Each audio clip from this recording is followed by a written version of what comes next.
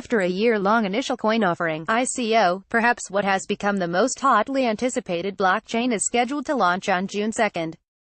That blockchain is EOS, which has raised more than $2 billion in its token sale for Block.one, the company that created what's being touted as a dramatically more scalable and user-friendly version of today's blockchains. Those assertions rest on the project's consensus algorithm, delegated proof of stake (DPoS), whereby a set number of nodes, in the EOS case, 21, will be chosen to act as validators, or block producers. These nodes will take turns verifying blocks at a rapid clip, with each one taking a turn every 3 seconds or so. The idea is that with only a few validators it becomes easy to process lots of transactions very quickly, although there have been critics of these claims. Since these validators will have a lot of responsibility, they will, therefore, be rewarded for their work. Through the governance process, the EOS community will get to decide on what the rewards should be, with newly minted EOS tokens, similar to how Bitcoin rewards miners. As such, it not only looks highly desirable financially to be a validator node but will also come with a certain amount of power. And vying for those spots, or backup node spots, which will also receive rewards, are several dozen organizations. Companies aiming to serve as block producers range from existing crypto mining operations, exchanges, blockchain consultancies, and teams of EOS enthusiasts. Candidates are spread out all over the world, but China shows the most interest, followed by entities in the US. This question of power has been at the center of quite a bit of debate, with skeptics, led by Ethereum creator Vitalik Buterin, saying that EOS's governance system is easily manipulable. According to Buterin in a post titled, "Plutocracy is still bad, it would be easy for cartels to form within such a small system." Those spots, though, won't be chosen by Block.one. The company merely created the software, but once the mainnet blockchain launches, the choices made over the blockchain will no longer be Block.one's responsibility. Sure, the company may be investing millions of dollars into the EOS ecosystem, but for now, just days before the launch, it doesn't seem to have invested in educating the community on how they can participate in its governance.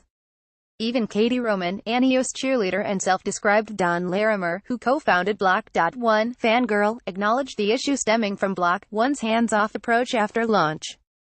Block.one has said since the beginning of this project that they are not launching the chain, so the details of where and how to vote are not up to them, she told CoinDesk, adding, "This is the hard part about decentralization and DPoS in general. Anyone can lead an effort, but that also means that there is a chance that no one leads an effort." Nathan James, the founder and CEO of Scatter, a MetaMask-like application for storing and interacting with EOS, echoed much the same, telling CoinDesk, "A lot of this launch has fallen to the community." Block.one has not replied to multiple requests for comment for this story. The voting process still, there are a few videos and blog posts circulating about how the validator voting process will work. The protocol uses so-called approval voting to designate validators, whereby each wallet can approve up to 30 validators, and those approvals will determine the 21 supernodes. Voting users don't have to pick all 30, though, but they also can't cast unused approvals to bolster their favorite validator. Voting happens continuously. There's no election, per se. Instead, an election is constantly running. With each new block, validators could potentially get ousted. And once a token is staked for a vote, that token stays staked for a minimum of 3 days. This means there is a cost to voting.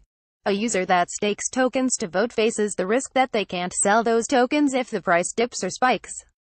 And no doubt there's a lot of people holding EOS tokens right now hoping for a price spike right after mainnet launch. For instance, a quick scroll through the EOS Telegram channel shows that many users are excited about these potential gains. The whole point of the voting process is to have informed voters who have stake in the system. Syed Jaffrey, founder of EOS Cafe Calgary, a validator candidate, wrote CoinDesk in an email. "If you have a financial stake in the network and wish to protect it, the best way to decide the future of the system is through participation in the voting processes. Yet, that only works if people do care about the future of the system and understand that voting helps ensure it, and aren't just in it for the financial gain." Another mechanism of the DPoS system is that a wallet's vote is weighted by the number of EOS tokens it has staked on the network, so in this way, people with more tokens can have more of a say. One's VP of Product, Thomas Cox, wrote about this process in a blog post, acknowledging that the system does give wealthier users more power, but saying that since EOS is all about the property of financial assets, the people with the most assets should have more weight. Since EOS is more like a glorified bank account and not a nation-state, Cox wrote, blockchains don't run prisons and they can't prosecute people for violent crimes.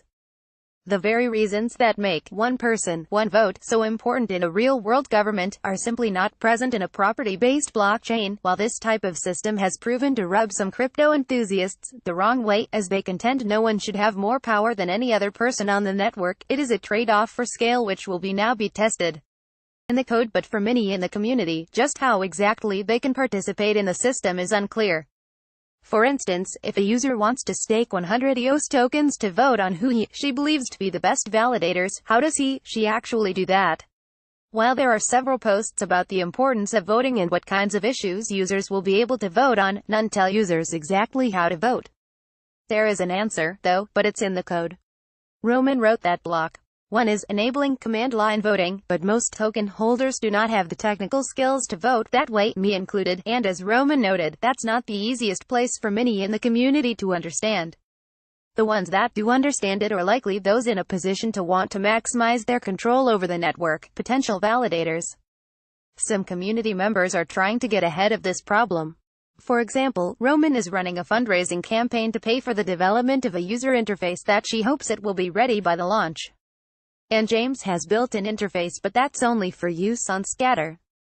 Plus, one of the biggest crypto exchanges, Bitfinex, which holds EOS on behalf of its users, took to Reddit to commit to building a tool that would allow its users to vote their EOS.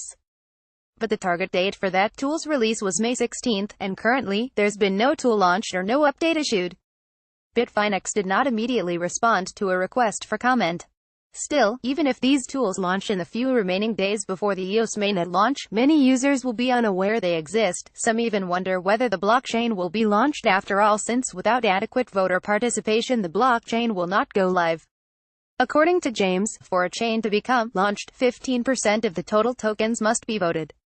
He continued, contending user education is greatly needed right now. What we need right now is people to come together and create informational videos, posts and tutorials about the process and the importance of voting. And there's not much time left. EOS Coin image via Shutterstock. The leader in blockchain news, CoinDesk is a media outlet that strives for the highest journalistic standards and abides by a strict set of editorial policies.